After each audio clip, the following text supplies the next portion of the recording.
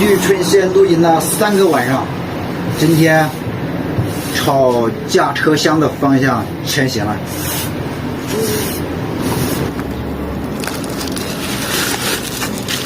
我把它发回去了。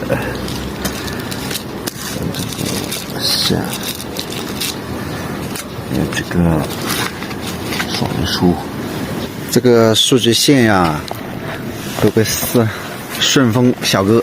阿罗欧滨森林公园上来溜达一圈先，全是实体啊！对面山包上下来的，出发了，亲爱的朋友们。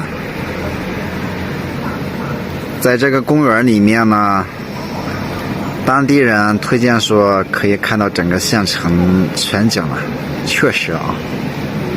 现在又是下着雨，不过天气还行，看得比较清楚啊。但是最前面那一点就拍不到了。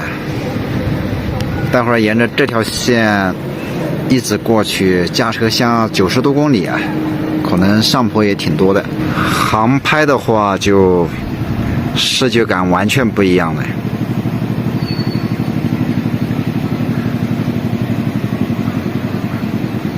真的是太漂亮了。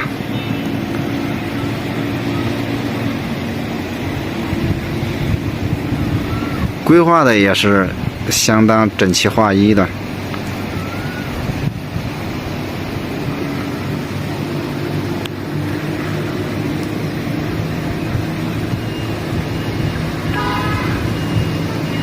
继续前行。一去一来，这个4块还买不到一个熬中药的砂罐，这边的砂罐都是用电熬的。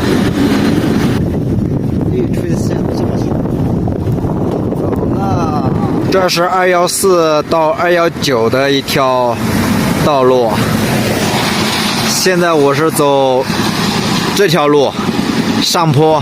刚才爬坡到高山寨，现在又是下坡到阿迪村了。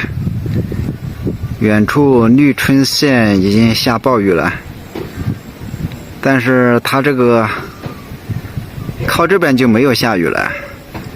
网友和当地的朋友说，这是唯一没有红绿灯的城市。开始我没有理解过来，最后才知道，它就一条主路从县中间穿过，是没有红灯绿灯，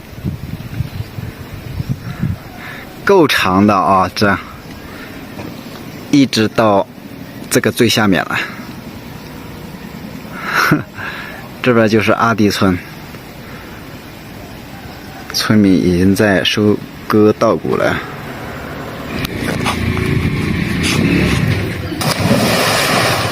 阿迪村这里，这水太脏了，他们还在这里面洗澡，这么混的。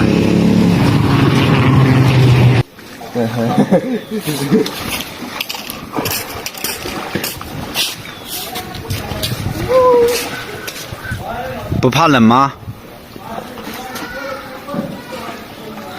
这个孩子已经到这个中间去了。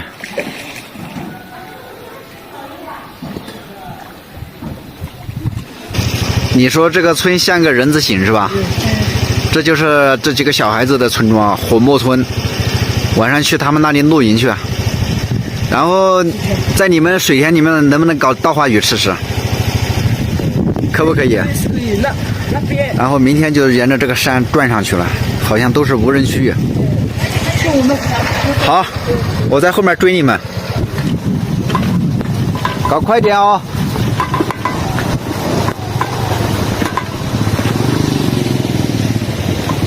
哈哈，你的叫什么名字？叫村里小孩子给我搞的这个笋，有点大感觉。不怕，可以吃吗？可以吃。我去波一村那里露营去，待会晚上你们去玩。啊，先放我这上面吧，谢谢啊。这笋子那天我在那边买过，好吃。这好像是，不是，好像不是铁柳那种。不是甜笋啊？没有，它说是铁笋。哦。你尝一下，甜不甜？好像很有，应该是甜的吧？有点甜。对吧？这个好吃。晚上就在波耶村这里，小孩子带我过来了。这边环境比较好，当地村民已经围观了。中午开不？可以，这样很暖和的。可以加这个中午行吗？去你家住不用了，不用啊。不用了。刚才大叔还喊我去他家吃饭了，不吃了。哦。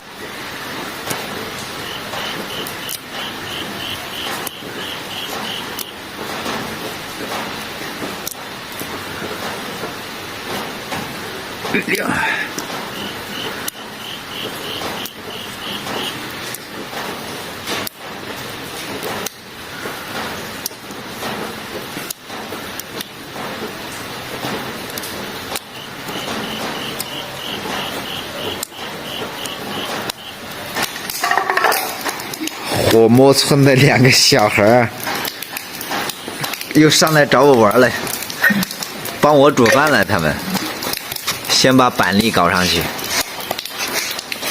感觉好不好玩，兄弟们？好玩，好玩。先板栗煮熟，再放米来。去看那个。煮好了呗。好，上米。小心烫啊！好，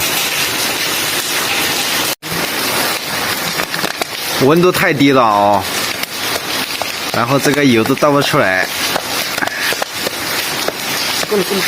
啊，多倒一点呗，太少了。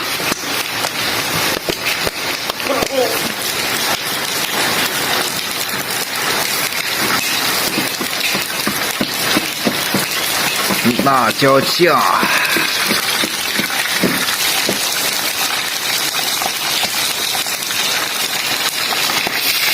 哎呦，小心哦！豆芽，俩小帅哥切黄瓜了。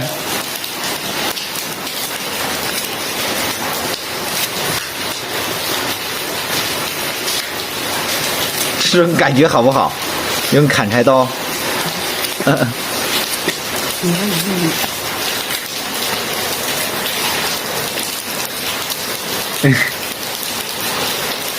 可以啊。平时你们自己在家里面自己做饭吗？有些时候。有些时候，那挺好的。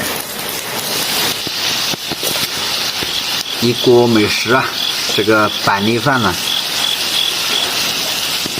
然后这2个小孩他们不吃，然后他们帮我当摄影师，帮我打灯光、拍照啥的，尝一点，非常香。要不一起吃一点好了？他们不吃，他们不吃，就叫了半天了。这是他们帮我炒的菜呀，豆芽、黄瓜啥的。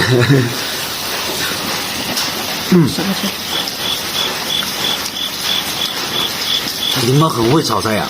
你们这个味道炒的可以啊！这你看豆芽、酸菜啥放的，吃一点。